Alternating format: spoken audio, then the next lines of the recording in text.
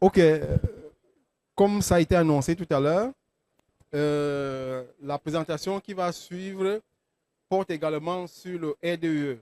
Comme j'ai indiqué le matin, il y a un certain nombre d'organisations membres de l'ITBT qui ont développé quelques outils pour accompagner les importateurs et pour certains même les producteurs vers la mise en œuvre du RDE.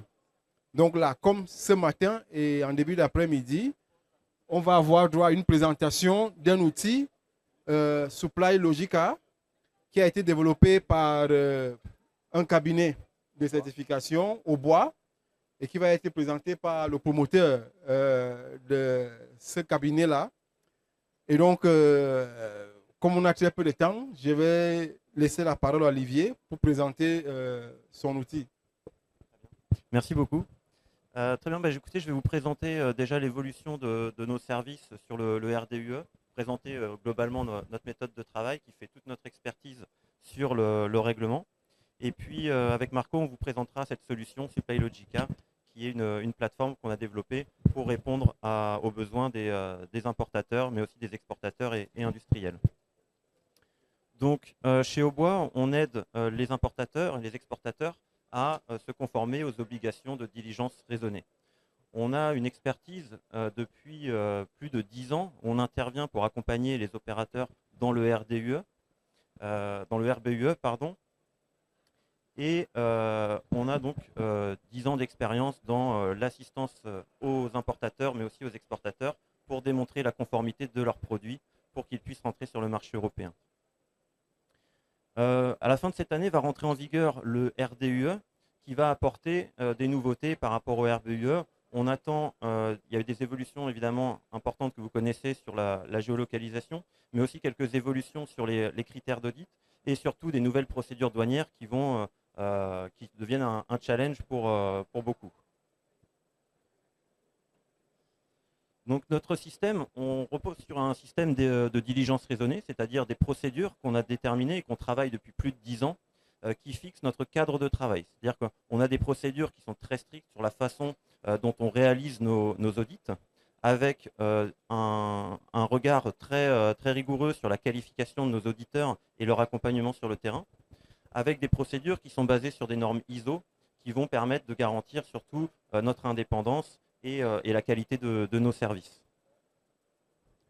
Depuis un an déjà, on a fait évoluer nos critères d'audit pour les adapter au RDUE, avec évidemment la déforestation, qui n'est peut-être pas le plus gros enjeu finalement dans la gestion durable des forêts qu'on connaît, dans lesquelles vous intervenez, mais également sur la légalité, évidemment, avec ces critères qui ont évolué, notamment avec des critères sociaux qui deviennent plus rigoureux.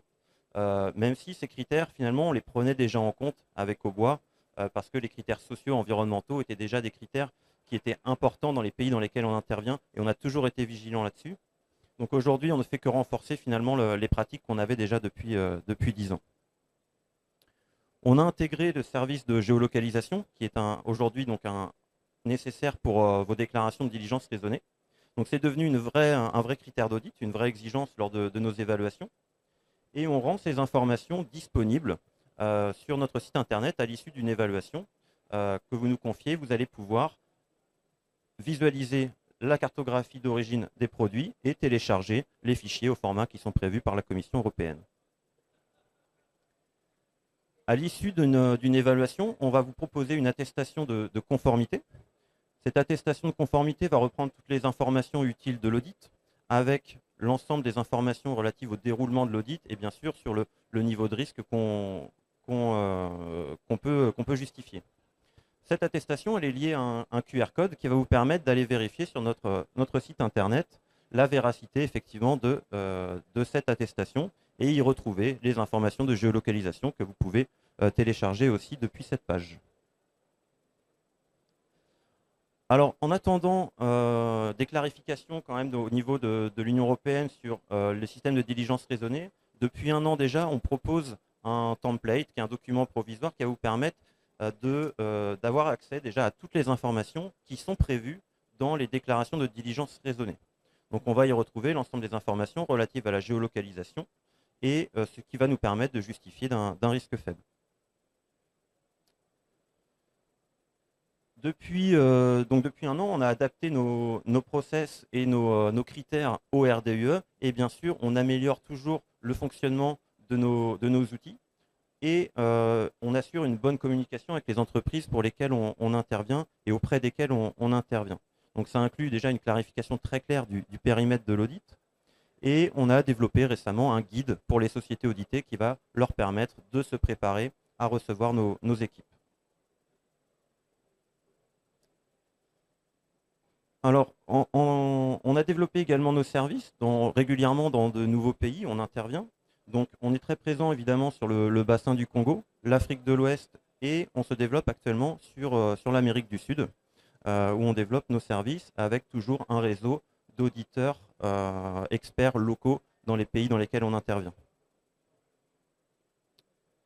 Autre nouveauté que certains ont déjà pu tester, on propose un tableau de bord de suivi des non-conformités qui va permettre d'assurer un meilleur suivi de nos audits et surtout de la conformité des entreprises sur le long terme. Alors, chez Aubois, on encourage toujours les entreprises à aller vers des démarches de certification de type FSC ou PEFC qu'on soutient totalement. Ce qui ne nous empêche pas, nous, de travailler toujours à l'amélioration de nos procédures et la reconnaissance de notre système. On a publié sur notre site internet l'ensemble de nos critères d'audit et ce guide que vous avez pu voir sur la façon qu'une entreprise peut pour se préparer. On propose également, dans le cadre où il y a des risques résiduels qui pourraient subsister, des vérifications de traçabilité à l'embarquement. On va pouvoir vérifier que le produit qui est proposé par le fournisseur provient effectivement d'un périmètre pour lequel on a réalisé une évaluation. Évidemment, on vous accompagnera aussi dans vos rapports de diligence raisonnée qui vont être prévus avec le RDUE. Et enfin, arrive la présentation de Supply Logica, où je vais passer la main à Marco. Merci Olivier.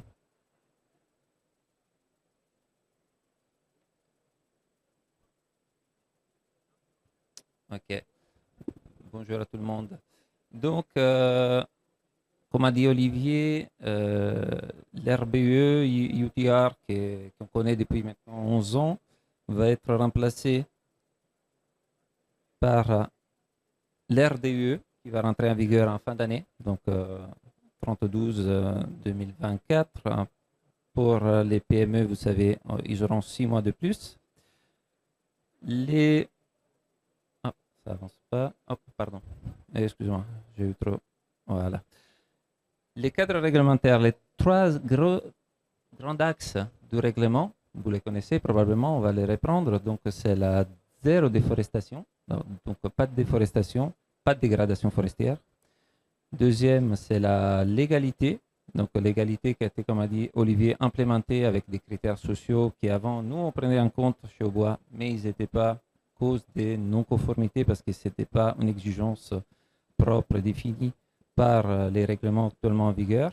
Troisième axe et défi, c'est la mise à disposition d'une DDS, donc déclaration diligence raisonnée, qui sera obligatoire à réaliser pour chaque importation. Si on reste dans le cadre des opérateurs, on verra que ça sera aussi dans le cadre des opérateurs nationaux, européens et les cadres aussi des exportateurs et dans les cas des grands commerçants, donc des commerçants non PME.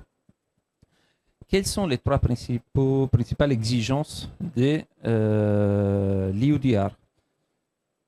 Obtenir des informations concernant l'origine, donc la géolocalisation. Bon, je pense que c'est depuis hier que tout le monde vous parle de la géolocalisation. On vous en parle aussi parce que c'est vraiment une des grosses nouveautés. Identifier la chaîne d'approvisionnement, parce qu'on considère, et c'est exigé, qu'il faut prouver l'origine de ce bois, de la parcelle ou des parcelles, des concessions qui ont été déclarées comme origine du bois.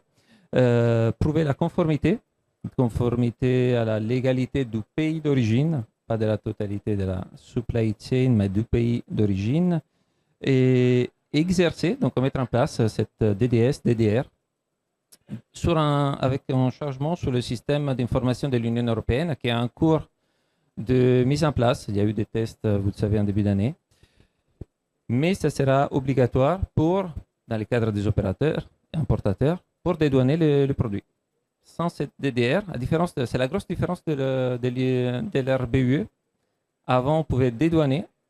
Aujourd'hui, sans cette DDR et sans obtenir le code fourni par les systèmes informatiques, ça ne sera plus possible de dédouaner le produit. Supply Logica, c'est notre solution qu'on propose aujourd'hui pour la conformité à la diligence raisonnée selon le règlement de l'Union européenne. Les 4 exigences que je vous disais tout à l'heure, nous on les couvre avec cette plateforme, c'est un SAS, un système qui permet de collecter les informations concernant la supply chain avant tout. Donc, avec une saisie du fournisseur que vous connaissez, parce que dans des chaînes courtes, on peut connaître déjà la totalité de la supply chain. C'est le cas de peut-être juste une concession, série, exportateur, importateur. Mais il y a des chaînes d'approvisionnement qui peuvent ne pas être connues par l'importateur, qui connaît son fournisseur, éventuellement le fournisseur de son fournisseur. Mais vu que l'exigence, c'est d'arriver jusqu'à la géolocalisation de plusieurs forêts, déjà, le défi, c'est connaître la totalité de la supply chain. Donc, le système permet, avec un premier step, donc prise de contact du fournisseur, le système prend la main, contacte le fournisseur qui a une connexion gratuite à la plateforme. Il a juste à créer son account. Il rentrera les informations par rapport au produit qui a été exigé, demandé par son client. Il relancera l'information auprès de ses fournisseurs et le système, de cette manière, va reconstituer. Ça avance. Ça, c'est le mail qui va être reçu par les fournisseurs. Donc, il y a une reconstitution progressive de la chaîne d'approvisionnement qui s'affiche dans les systèmes et qui va être visible, si on le souhaite, pour les clients finaux. Un point important qu'on a souhaité intégrer, parce que dès qu'on a commencé à discuter l'année dernière de l'UDR avec les clients, nous a été soulevée la question, mais moi ou mon fournisseur, il ne voudra pas me donner les noms de son fournisseur, surtout si on est des négociants, si on est des traders. La valeur ajoutée, c'est le nom de mon fournisseur. Donc, mon client, je n'ai pas trop envie de lui donner l'information. Donc, dans les systèmes, on a prévu la possibilité pour pousser les fournisseurs à fournir l'information à la plateforme, de choisir si l'information va être visible ou pas pour son client. L'information sera dans la plateforme, mais elle ne sera pas visible pour les clients. L'information sera connue, donc possibilité de la mettre à disposition en cas d'audit à des autorités compétentes, mais le client ne pourra pas la profiter pour contourner son fournisseur et à la prochaine commande le bypasser. Autre point, reconstitution, identification de l'origine. À travers l'information, le système permet de, vous le savez, la géolocalisation définit que pour des surfaces à moins de 4 hectares, un point GPS est suffisant. Donc vous verrez dans la présentation tout à l'heure, un copier-coller des informations, latitude, longitude, et le système le reprend sans problème. Ou pour plus de 4 hectares, il y aura la possibilité de télécharger un fichier selon le format exigé par, que ce soit le KLM. Aujourd'hui, on sait que c'est pour le GeoJSON, mais l'Union européenne a prévu d'élargir à d'autres formats. Donc, le système peut intégrer toutes les parcelles qui seront chargées. Et on aura un dashboard en fonction de la création du nombre de produits qui identifiera au moment que la supply chain a été constituée jusqu'au début les risques pour chaque supply chain. Risque qui est défini selon des critères qui ont été identifiés et qui vont être implémentés.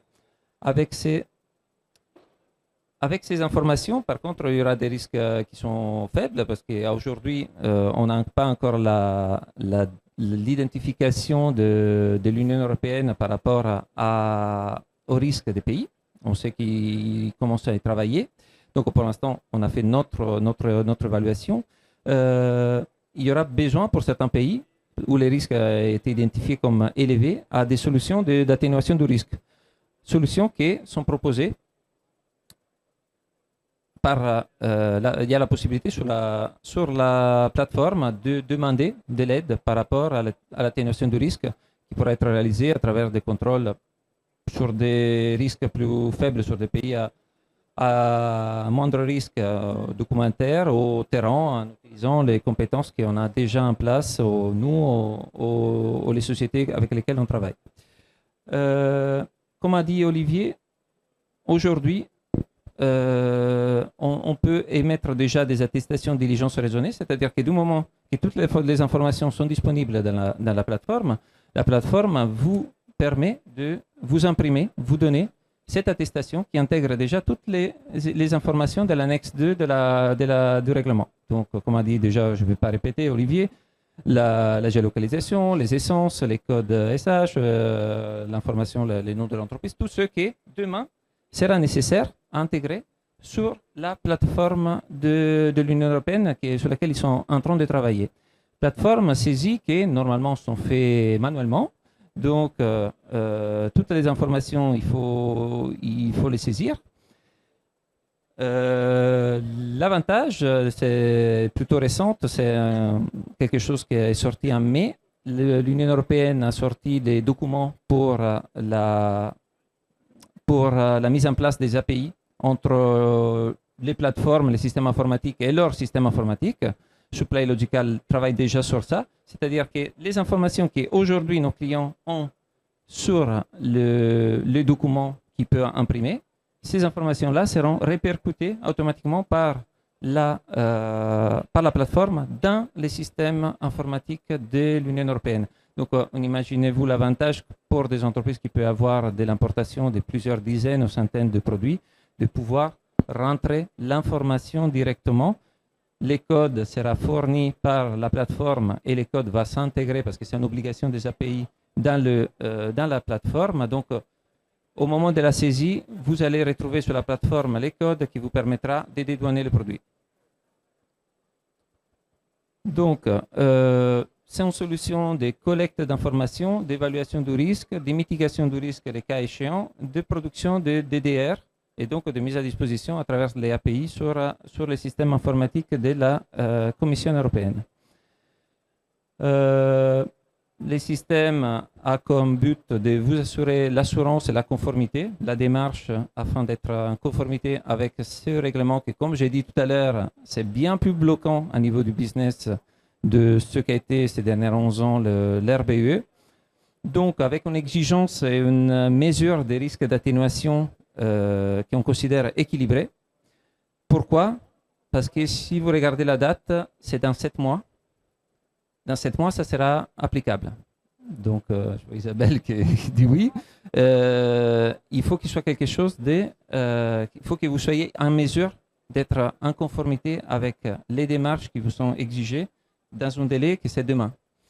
La gestion des informations avec la confidentialité qui est exigée par les entreprises. Et on insiste, c'est un outil gratuit pour les fournisseurs. Donc, c'est du moment que vous exigez les documents, c'est exactement la même démarche qu'il peut avoir fait aujourd'hui. Jusqu'à aujourd'hui, vous envoyez les infos par mail, par téléphone. Aujourd'hui, il y a une plateforme 7 jours sur 7, 24 heures sur 24. Qui sont à l'autre bout du monde, il peut saisir l'info et vous aurez une traçabilité et une information à tout moment sur la collecte de ces informations, sur la remontée de la supply chain. Et là, je pense qu'on peut faire un petit aperçu du logiciel. Alors, on va vous montrer comment ça fonctionne. Donc, non, on ne voit pas. Alors, petit réglage technique. Pourquoi on voit pas? Voilà. Très bien, donc on va vous montrer comment ça fonctionne. Donc c'est relativement simple, il suffit de créer un compte, vous allez rentrer votre adresse email sur la plateforme et enregistrer évidemment le nom de votre société et votre localisation. Vous allez recevoir un email de validation puisqu'on va doublement vérifier le compte, évidemment. L'idée étant de sécuriser cette plateforme. Et puis, vous allez pouvoir créer des sites. Donc déjà, renseigner votre site industriel ou votre entrepôt si c'est le cas et enregistrer les activités que vous avez sur ce site. Vous allez pouvoir y mettre des informations de géolocalisation, donc relativement simple. Il vous suffit de copier-coller depuis n'importe quel outil cartographique les informations et de les coller sur la plateforme. Pour ce qui est d'un point GPS, ça fonctionne relativement facilement. Vous allez également pouvoir ajouter, si vous êtes exploitant forestier ou si vous êtes premier metteur sur le marché, ajouter directement des origines. Et donc, on parle de forêt, évidemment. Donc, si on prend un exemple, on pourrait enregistrer la forêt communale d'Aix-en-Provence, par exemple. Vous allez donc enregistrer l'adresse, ou en tout cas au moins les coordonnées de cette forêt, et puis y présenter ici l'activité que vous avez sur cette forêt. Et évidemment le type de forêt dont il s'agit. Donc si vous êtes opérateur, vous allez enregistrer votre activité. En termes de géolocalisation, si on est sur une superficie de plus de 4 hectares, évidemment, vous allez devoir enregistrer un polygone. Donc là, tout simplement, vous allez pouvoir charger un fichier qui correspond aux limites cartographiques de ce site. Ensuite, on va voir qu'on va pouvoir étudier les risques d'un approvisionnement. Donc on va enregistrer un produit associé à un fournisseur. Donc là, en l'occurrence, j'achète à la scierie de Supply Logica. Et donc j'envoie une demande d'information en renseignant les informations du produit dont il s'agit, donc en l'occurrence des sillages. Là, on va prendre des sillages de chêne, par exemple.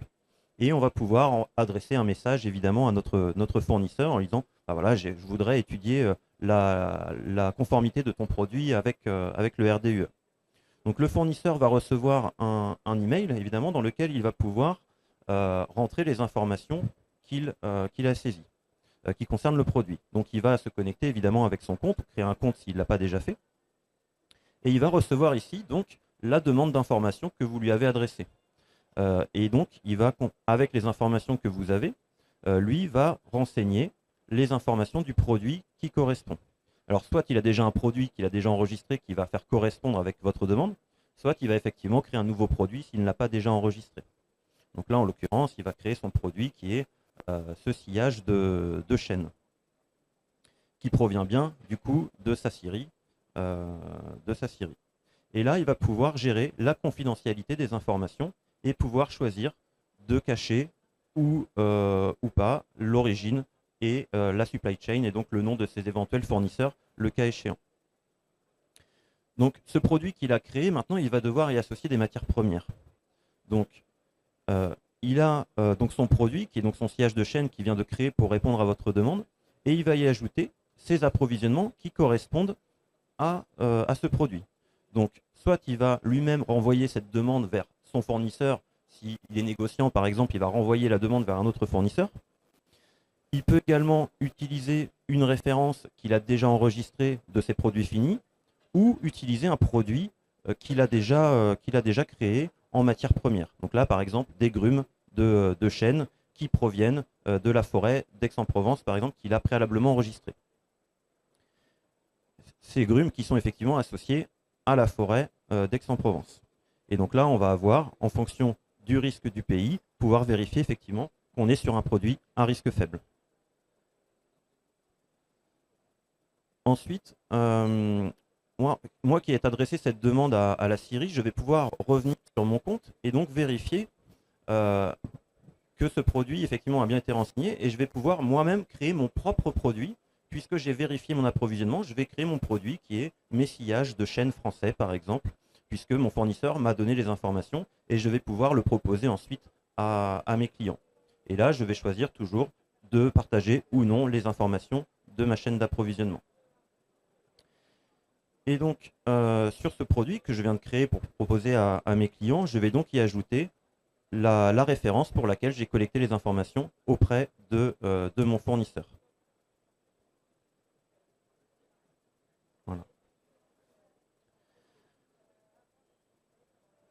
Et donc, je vais pouvoir enregistrer évidemment mon produit qui a été enregistré et on voit que j'ai un produit que je propose à mes clients qui est un produit à risque faible que j'ai associé à mes approvisionnements.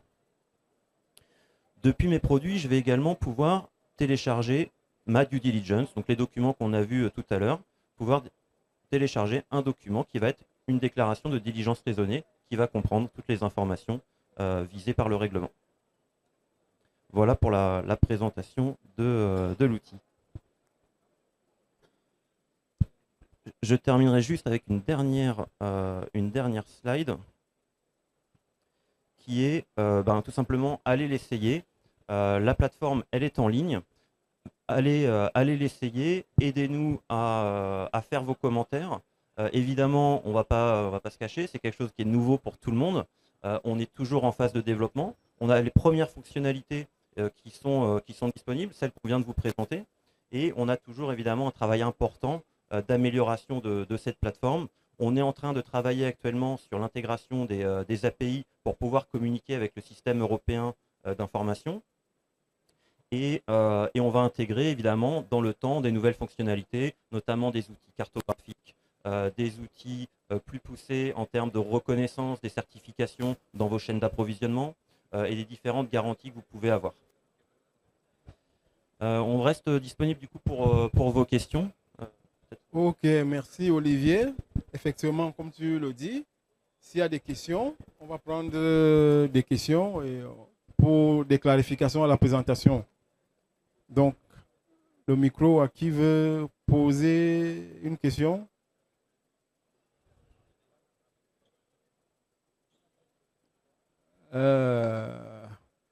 Apparemment, il n'y a pas de question. Oui, monsieur Ngoye, vous avez une question? Ok, apparemment. C'est qu'on a été très clair, hein, visiblement. Ouais, bon, apparemment, les gens ont très bien compris ce qui a été présenté. Donc, ok. J'ai hésité à prendre la parole parce que vraiment la RDU là, c'est une nébuleuse. Hein. Vraiment, quand on nous présente tous ces outils, on se demande est-ce que vraiment en 7 mois on pourra être à jour. Vraiment, en tant que représentant du secteur privé, j'ai même fait un tour dans les stands. J'ai personnellement fait un tour dans les stands et les avis étaient un peu partagés sur le respect des échéances. Donc, c'est tellement beau à voir le système de renseignement. Même le présentateur a quand même laissé la porte ouverte pour les perfectionnements possibles. Mais je voudrais vraiment m'interroger si, avec tout ce qu'il y a comme exigence dans le cadre de la RDE, si on sera dans le timing. Je m'interroge, hein, c'est une question ouverte. Peut-être qu'au niveau de l'outil, est-ce qu'il est tellement robuste que je pense qu'il faut d'abord le roder pour voir s'il peut être à jour, mais moi je m'interroge personnellement. Merci. Merci beaucoup pour votre question. Alors évidemment, le RDE, je pense que tout le monde n'est pas prêt et on est loin à ce que tout le monde soit prêt. Par contre, il y a des solutions qui existent déjà et Aubois et Supply Logica assistent déjà beaucoup d'exportateurs et d'importateurs à se mettre en conformité au règlement. Et aujourd'hui, on a un système qui va permettre d'évaluer les risques et de justifier la conformité des produits avec le RDE. Nos systèmes d'audit sont adaptés au RDE depuis plus d'1 an déjà. On audite sur les critères RDE et on défend la conformité des produits et des fournisseurs pour qui on a fait ces évaluations. Donc aujourd'hui, nous, on considère qu'on est complètement prêt pour le RDE, en tout cas pour les entreprises qu'on a évaluées et qui travaillent avec nous. Mais justement, concernant les entreprises avec lesquelles vous avez déjà travaillé, est-ce que vous avez un retour déjà par rapport à l'outil? Leur expérience d'utilisation de l'outil, est-ce que vous avez des premiers retours par rapport à ça? Alors, et si oui, c'est quoi? Alors, l'outil, il est en version bêta, donc évidemment, on est sur les premiers tests et on attend aussi vos retours dessus pour avoir les retours. Mais ce qui est certain, c'est qu'on l'a construit sur notre expertise métier qu'on a depuis plus de 10 ans dans l'évaluation de conformité des entreprises et dans l'évaluation des chaînes d'approvisionnement. Donc, on est tout simplement en train de digitaliser un métier qu'on fait depuis 10 ans. Ok. questions? Bon, apparemment, il n'y a pas d'autres questions. Donc, il nous reste seulement à vous remercier d'avoir été très attentifs aux différentes sessions qui sont passées cet après-midi. Je crois qu'Olivier, c'est le mail là. Ça, c'est l'adresse de l'application. Ok, peut-être vous avez des contacts qu'on peut Bien sûr. afficher là. Les contacts. Donc, en ce qui concerne le stand ATBT, pour aujourd'hui, c'est ce qu'on a prévu en termes d'échange. Donc, on reprend sur le même stand avec d'autres thématiques demain matin à 10 h, les premiers échanges sur le site de l'ATBT.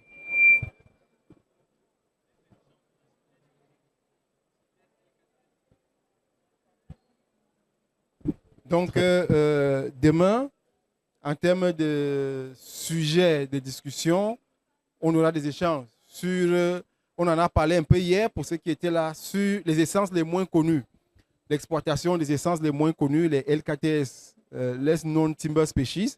Donc, on aura des échanges sur cette thématique demain. On aura également des échanges sur la CITES. C'est un sujet de préoccupation majeur pour la plupart des opérateurs de la filière. Donc, on aura également pas mal d'échanges là sur cette thématique demain. Olivier, tu avais un dernier mot? Je vous remercie déjà pour nous avoir laissé la place de présenter cette application. Et évidemment, on reste disponible pour vos questions. N'hésitez pas à venir nous voir ou nous solliciter quand vous... Pour le site internet? Oui, n'hésitez pas à aller voir effectivement notre site internet et contactez-nous. On peut vous aider aussi à prendre en main l'outil et à vous aider à l'utiliser. Voilà. Merci. Ok, merci Olivier.